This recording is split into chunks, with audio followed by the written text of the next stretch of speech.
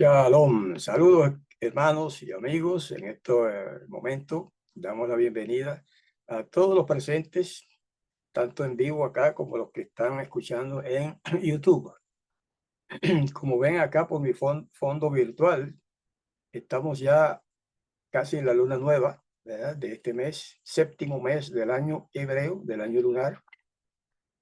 En realidad será mañana cuando se va a ver el primer filito de la luna nueva para la celebración de Yom Teruah.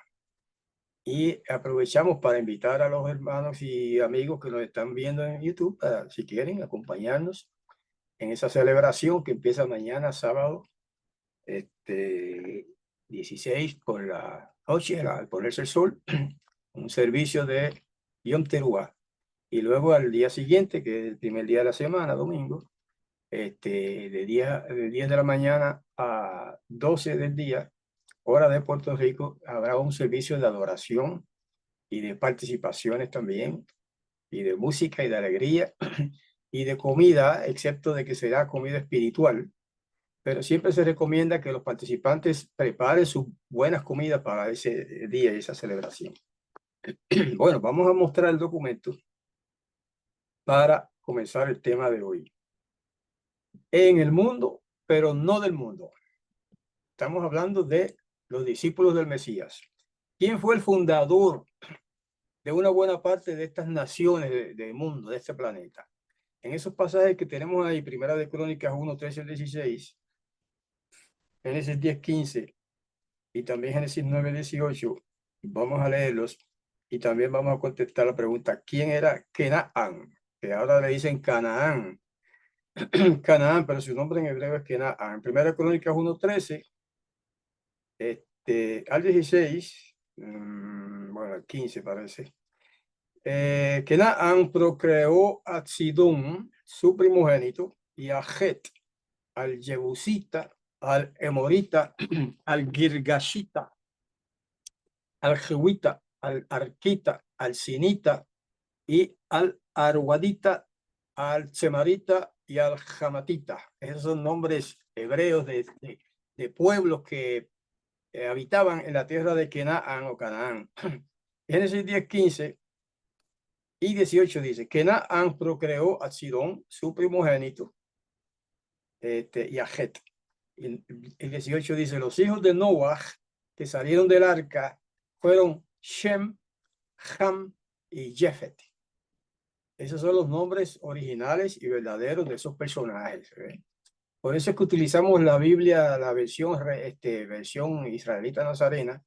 En esta versión se han transcrito todos los nombres de personajes y de lugares exactamente como se traduce, más bien como se pronuncian en hebreo, que son los nombres originales.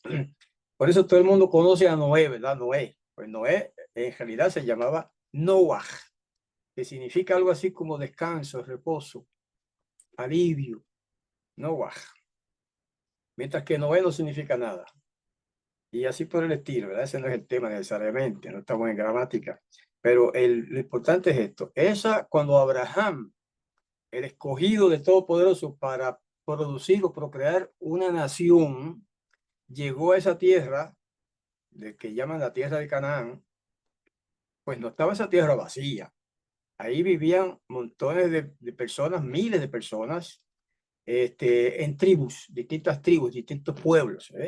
Y aquí este relato nos hace el favor de decirnos los nombres incluso de los pueblos que habitaban esa tierra. Y eso tiene que ver con el tema, porque eso es como un preámbulo, ¿verdad? Del tema. Porque el Mesías nos dijo que nosotros estamos en el mundo, pero que no somos del mundo. Entonces, ¿cómo se entiende eso? Bueno, esa es parte del tema. Punto 2. Deberían ser destruidas y expulsadas esas tribus paganas de inmediato, esas naciones paganas, porque eran corruptas hasta los huesos. Éxodo 23, 27 al 33 y Deuteronomio 7, 22, vamos a leer. Dice, yo enviaré, aquí habla el Todopoderoso en este pasaje, yo enviaré mi temor delante de ti, Israel, y haré caer en pánico a toda la gente entre la que llegues y haré que tus enemigos huyan ante ti. Esa es la promesa para el pueblo de Israel. Enviaré avispas delante de ti y arrojarán de tu presencia a los jehuitas, los kenaanitas y los getitas, tribus paganas, perversas, total y absolutamente corrompidas, tanto sexualmente como en otros sentidos, corrompidas totalmente. Verso 29, no los arrojaré de tu presencia en un solo año. No vaya a ser que la tierra quede desolada y se multipliquen las bestias para tu perjuicio. Los arrojaré de tu presencia poco a poco, hasta que hayas aumentado y poseas el país. Yo estableceré tus fronteras desde el mar de los juncos, lo que llaman ahora el mar rojo, hasta el mar de Peleshet, y desde el desierto, es lo que llaman Filistea en otras traducciones, y desde el desierto hasta Perat o Éufrates, porque entregaré a los habitantes del país en tus manos y tú los arrojarás de tu presencia.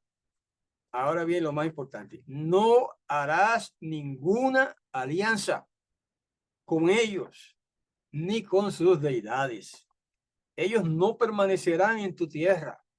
No vaya a ser que te hagan pecar contra mí, porque servirías a sus deidades y esto resultaría en una trampa para ti. Yahweh tu Elohim, Deuteronomio 7:22, Yahweh tu Elohim desalojará a esos pueblos delante de ti poco a poco. No podrás acabar con ellos de una vez, para que no se multipliquen las bestias salvajes y te ataquen.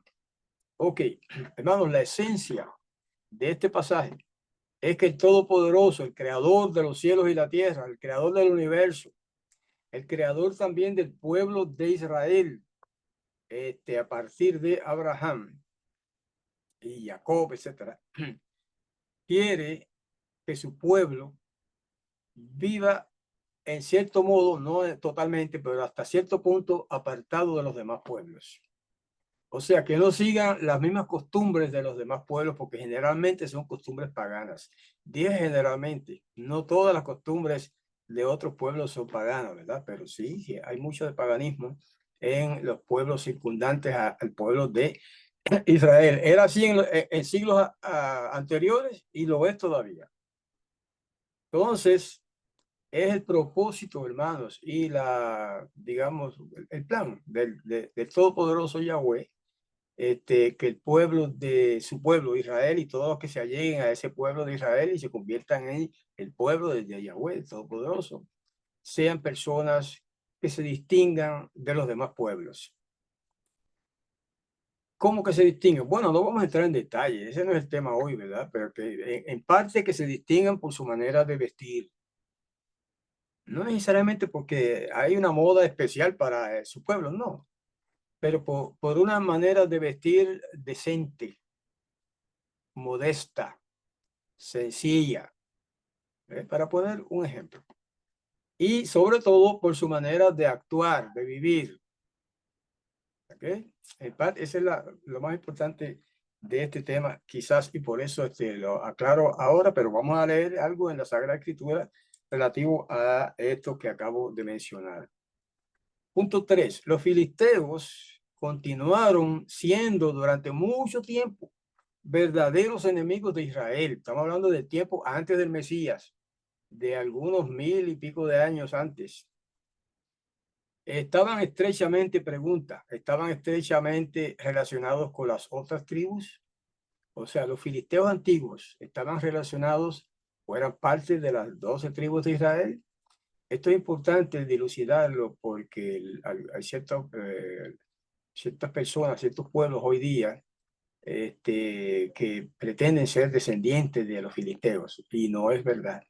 Pero de todos modos, los filisteos no estaban relacionados con las tribus de Israel. En 1 Crónica 1:12 dice, a los Patrusim, esos son tribus, a los Patrusim, a los Casluhim, de donde salieron los Pelishtim, los filisteos, y a los Caftorim, que de ahí descienden los griegos. Y luego 17, Génesis 17, los descendientes de Cush, Seba, Hawilá, Safta, Raama y Saftaja. Los descendientes de Raama, esas son genealogías, ¿verdad? Pero resumidas.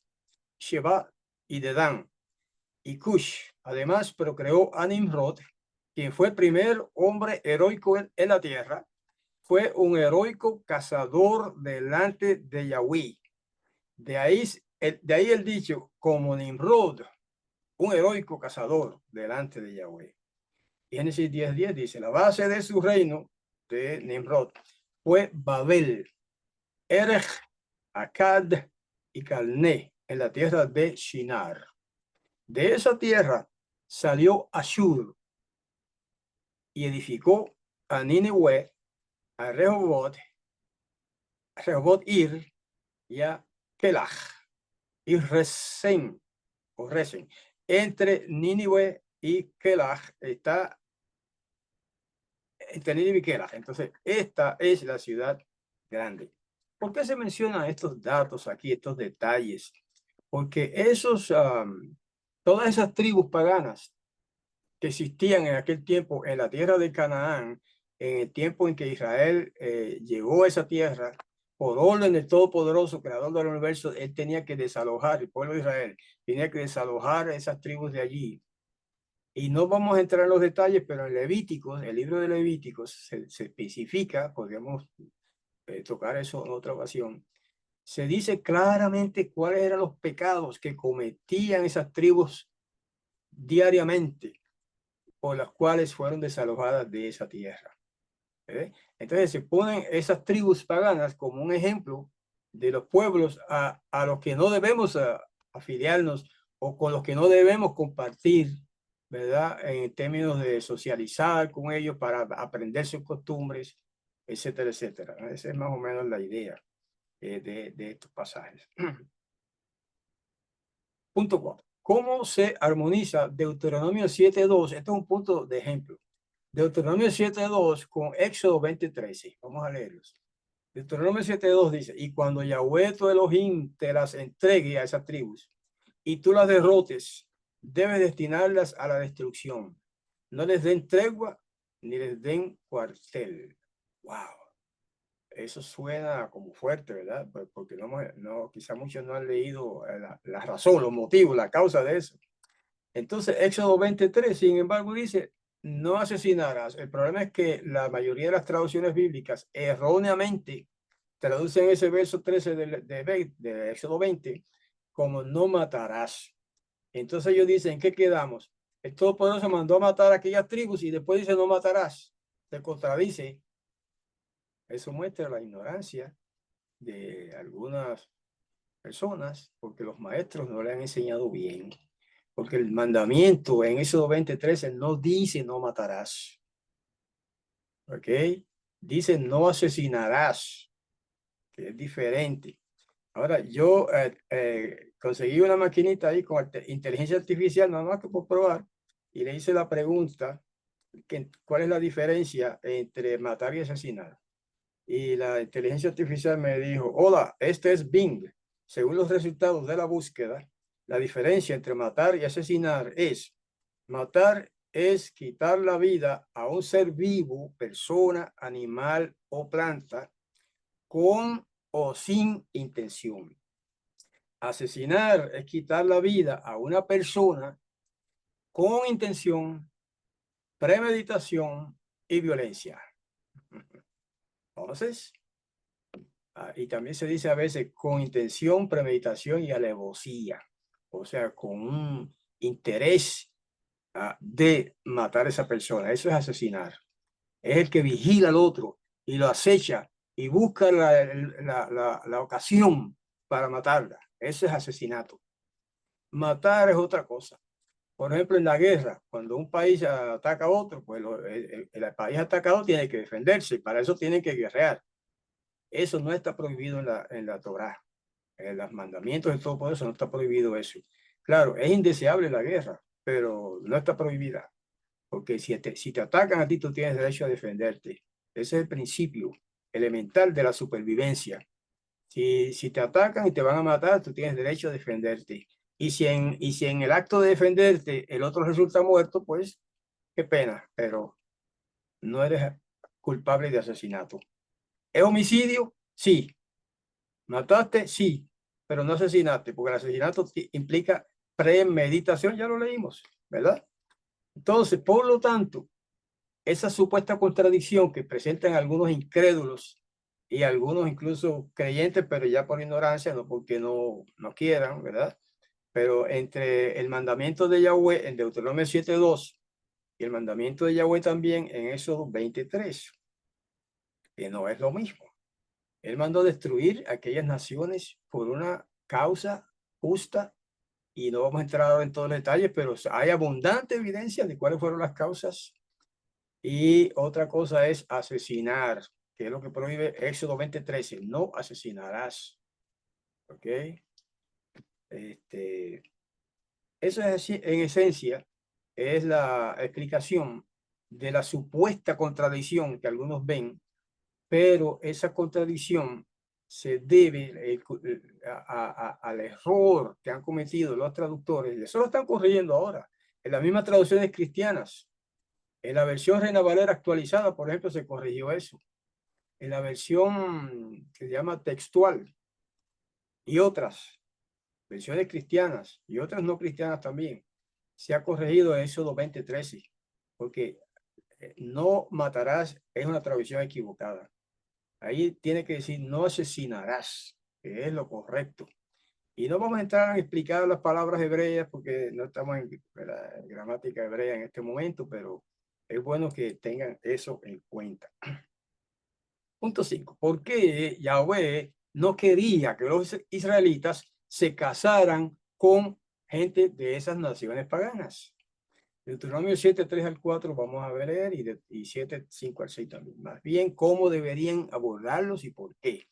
El mandamiento dice, no harás alianza matrimonial con ellas, no les des tus hijas a sus hijos, ni tomes sus hijas para tus hijos. ¿Por qué? Porque ellas apartarán de mí a los hijos de ustedes para servir a otras deidades. Y la ira de Yahweh se encenderá contra ustedes y él te exterminará prontamente. ¿Ok? Eso no pasó a nivel general. Sí pasó a nivel, digamos, local y parcial. Sí, hubo personas que cometieron ese error, pero en general, no, Israel se mantuvo en términos generales como una nación apartada. Eso es lo que significa Kodesh, ¿verdad? En hebreo. Una nación santa. Casi siempre se traduce Kodesh como santa eh, o santo, ¿verdad? Pero en realidad lo que significa es apartado, separado de otros pueblos, en este caso, ¿verdad? Ok, entonces vamos al punto siguiente. O sea, estamos en el mismo punto, pero otro pasaje. Deuteronomio 7:5. Más bien, esto es lo que harán con ellas. Todavía la orden del Todopoderoso. Derribarán sus altares, demolerán sus pilares, las columnas que hacían para adorarlas. Cortarán sus postes sagrados, lo mismo. Y echarán al fuego sus imágenes esculpidas.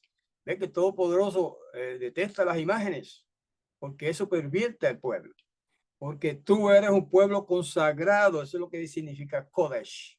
Se puede traducir santo también, pero es mejor traducción consagrado.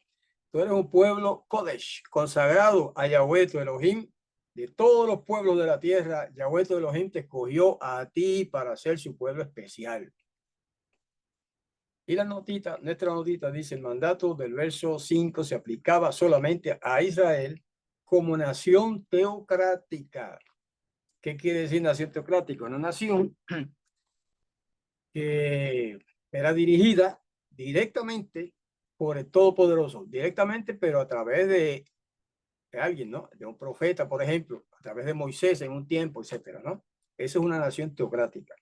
Esto no se puede hacer hoy con los paganos, eso que hemos leído ya, no se puede hacer con las tribus, o sea, los pueblos a nuestro alrededor, ¿verdad? Que tienen mucho de paganismo, ¿no?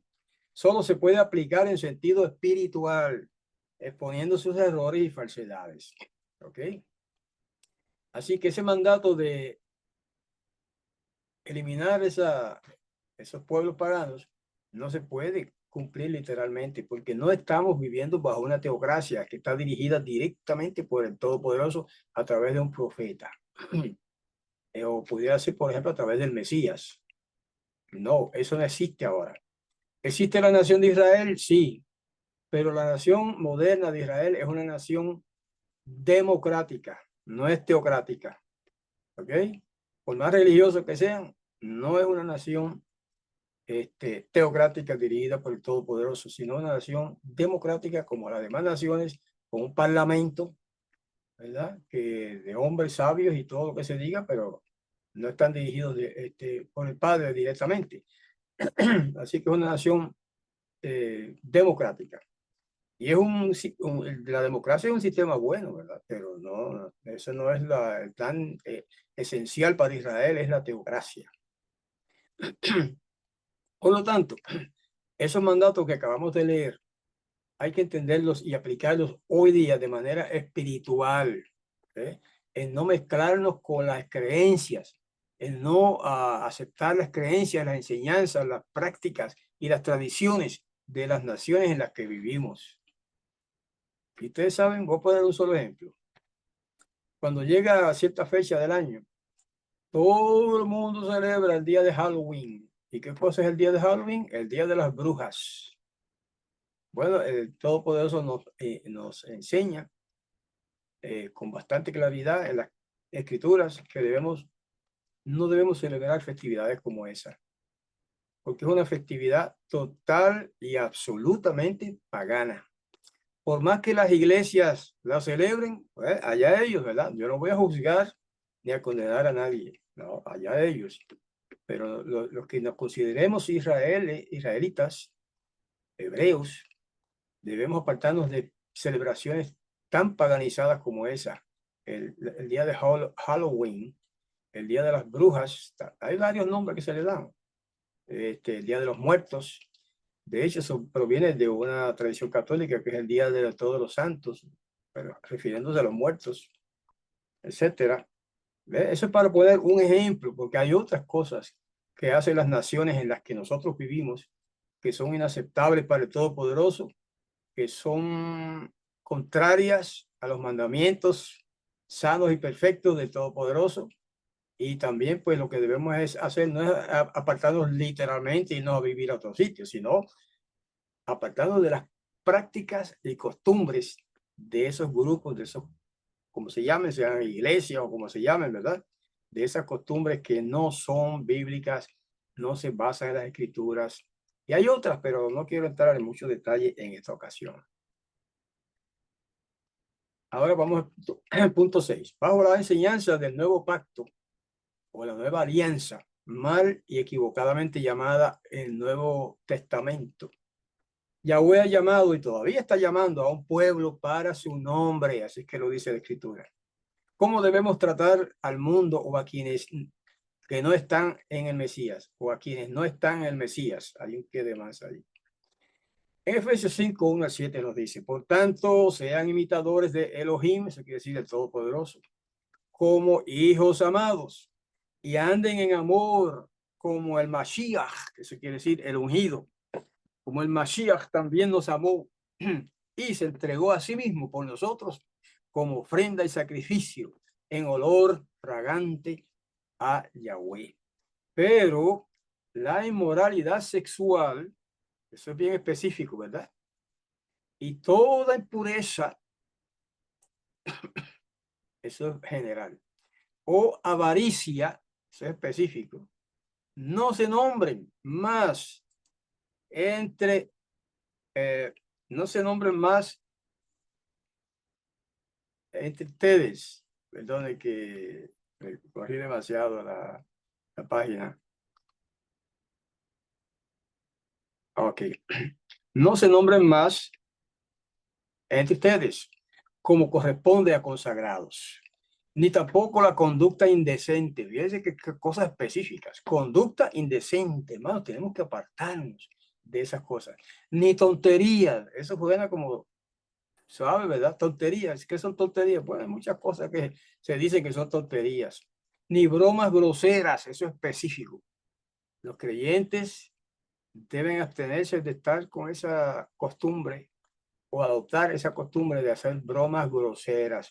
Hacer bromas no es malo, pero hay que saber cómo se hacen, que sean delicadas, que sean decentes, no bromas groseras. Cosas que no son apropiadas, dice ahí, sino más bien acciones de gracias. Eso es lo que debemos, en lo que debemos enfocarnos. Acciones de gracias. Y en general en las cosas buenas. Porque esto ustedes lo saben muy bien, dice el apóstol que escribe, que ningún fornicario, eso es específico también, ni impuro, ni avaro, el cual es idólatra, tiene herencia en el reino del Mashiach y de Elohim, o sea, del Todopoderoso. Nadie los engañe con vanas palabras, porque a causa de estas cosas viene la ira de Elohim, el Todopoderoso, sobre los hijos de desobediencia. Por eso no sean partícipes con ellos. Ahí está. ¿Es una meta alta? Sí. ¿Es una meta difícil? Sí. ¿Es una meta imposible? No. No es imposible. Hay muchos miles de personas en este mundo que están cumpliendo eso, que no se dejan engañar con las tradiciones falsas de las religiones, ¿ah? Que no se dejan engañar con la seducción a la inmoralidad, a la fornicación y a todas esas cosas que menciona ahí. Ay, o sea, entonces no es imposible practicar eso. Puede que sea difícil para algunos, para otros no es difícil, pero bueno, vamos a conceder que para algunos es difícil abstenerse de todas esas cosas que llaman la atención y llaman la carne humana, ¿verdad? Como que es algo agradable aparentemente. Bueno, pues sí, puede ser difícil, pero para eso tenemos una inteligencia, una capacidad de raciocinio, una capacidad de analizar, una capacidad que el creador nos ha dado, nos ha puesto aquí en nuestro cerebrito, una capacidad de discernir entre el bien y el mal y saber elegir el bien y rechazar el mal. No, no debe ser, no es imposible ni debe ser muy difícil. ¿Ok? Punto 7. Está esto de acuerdo con las palabras del Mesías en Mateo 5, 21 al 26 y 38 al 48. Vamos a leer bastante ahora. Mateo 5, 21 en adelante dice, ustedes oyeron, hablando del Mesías, el Hijo del Todopoderoso, ustedes oyeron que se les dijo a los antiguos, no cometerás asesinato, y cualquiera que cometa asesinato será culpable en el juicio. Pero yo les digo, que todo el que se encolerice con su hermano será culpable en el juicio. Cualquiera que le llame estúpido a su hermano será culpable ante el Sanhedrín. Y cualquiera que lo llame maldito se expondrá al fuego del crematorio. Wow, ese es un tema profundo, pero eso del crematorio hay que analizarlo, porque eso no quiere decir el infierno que enseñan por ahí en la cristiandad. De modo que, verso 23, de modo que si llevas tu ofrenda al altar y allí te acuerdas de que tu hermano, ese no está hablando de tu enemigo, está hablando de tu hermano, tiene algo contra ti, deja tu ofrenda allí delante del altar y ve a reconciliarte primero con tu hermano y después vuelve y presenta tu ofrenda. 25, verso 25. Reconcíliate pronto con tu adversario. Ahora va el adversario. Mientras vas con él por el camino, no sea que el adversario te entregue al juez y el juez al alguacil y te metan en la cárcel. En verdad te digo que no saldrás de allí hasta que pagues la última perutá. Eso es difícil de traducir. La perutá era simplemente una moneda de muy poco valor en aquellos tiempos. Hoy podría decirse que equivale más o menos a un centavo. Un centavo. Mateo 5:38 dice, ustedes oyeron que se dijo, ojo por ojo y diente por diente. Y yo les digo, no le hagan resistencia al malo. Esto está difícil. Al contrario, a cualquiera que te golpee en la mejilla derecha, ponle también la otra. Difícil, ¿verdad? Pero yo he visto personas que lo hacen. Y al que quiera llevarte a juicio y quitarte la túnica, déjale también el manto. Esta cosa puede ser simbólica, ¿verdad? No hay que tomarlo literalmente. Y verso 41. A cualquiera que te obligue a llevar carga por 1000 pasos, ve con el 2000. Eso es interesante esto. Al que te pida, dale. Y al que quiera pedirte prestado, no se lo niegues. Claro, si tienes el dinero, obvio. Verso 43. Ustedes oyeron que se dijo, amarás a tu prójimo y odiarás a tu enemigo. Eso no lo dice la Torá, pero eso decía las tradiciones de los fariseos. Y odiarás a tu enemigo. Y yo les digo, amen a sus enemigos. Difícil, ¿verdad? Pero no es imposible. Y oren por los que los persiguen, para que sean hijos de su Padre que está en el cielo, porque Él hace salir su sol sobre malos y buenos, y hace llover sobre justos e injustos. Qué lindo esto, hermano. La lluvia y el sol son para todos, buenos y malos. Verso 46. Porque si ustedes aman a los que los aman, ¿qué recompensa tienen? ¿No hacen lo mismo también los publicanos, o sea, los pecadores? Y si saludan solamente a sus hermanos, ¿qué hacen de más? ¿No hacen eso mismo los gentiles? Así que sean ustedes íntegros, como su Padre Celestial es íntegro. Quiero detenerme un momento aquí porque en el texto griego usa una palabra que se puede, y en el hebreo también, que significa básicamente íntegro, pero generalmente se ha traducido perfecto. ¿Eh? Entonces ahí dice, así que sean ustedes perfectos, como su Padre Celestial es perfecto. Y entonces los predicadores tratan de suavizar eso que se parece imposible, diciendo, bueno, ahí lo que se refiere es cada cual en su nivel, ¿verdad? El Padre Celestial es perfecto en su nivel y nosotros podemos ser perfectos, pero en nuestro nivel, acá abajito, ¿verdad? Acá abajo, no es igual que Él. Ok, suena bien eso, no digo que esté mal, pero si usted toma en cuenta el significado original del texto hebreo y también del griego, en realidad esa palabra significa íntegro, shelomah, íntegro, ser íntegro, personas íntegras. Y eso es posible. Como su Padre Celestial es íntegro también. ¿Okay? Una meta elevada, sí, pero no es imposible. Esto se trata todo de buena voluntad, de querer y de ponerse en las manos del Padre, y Él nos capacita para poder lograr esas metas, hermanos. ¿Okay? Así, ahora, si usted no cree en el Padre Celestial, como hay un montón de ateos por ahí, pues entonces ahí no hay break. Pero estoy hablando de los que creen en el Creador, en el Todopoderoso. ¿Ok? Punto 8. Una buena lección sobre la separación de influencias buenas y malas se encontrará en 2 Corintios 6, 14 y 16, que vamos a leer. No se unan en yugo desigual con los no creyentes. Muchos han hecho eso y han fracasado en sus matrimonios. Porque ¿qué tiene en común la rectitud con la transgresión de la ley? ¿Qué compañerismo tiene la luz con las tinieblas? ¿Qué armonía hay entre el Mashiach y Belial? Es uno de los títulos del malo, del Satán. ¿Qué tienen en común el creyente y el no creyente? Verso 16. ¿Qué acuerdo puede haber entre el templo de Yahweh y los ídolos? Ninguno. Porque nosotros somos templo del Elohim vivo. Como dijo Yahweh, habitaré y andaré entre ellos, yo seré su Elohim y ellos serán mi pueblo. Hermanos, qué lindo. Qué mensaje precioso para los que quieren servirle al Padre Celestial.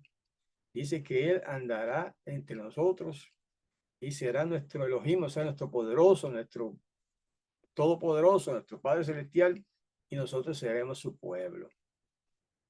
Así que la meta puede ser difícil, pero la recompensa es grande. ¿Sí? ¿No les parece? La meta que Él nos pide puede ser difícil, ok, pero la recompensa, hermanos, es muy, muy, muy grande.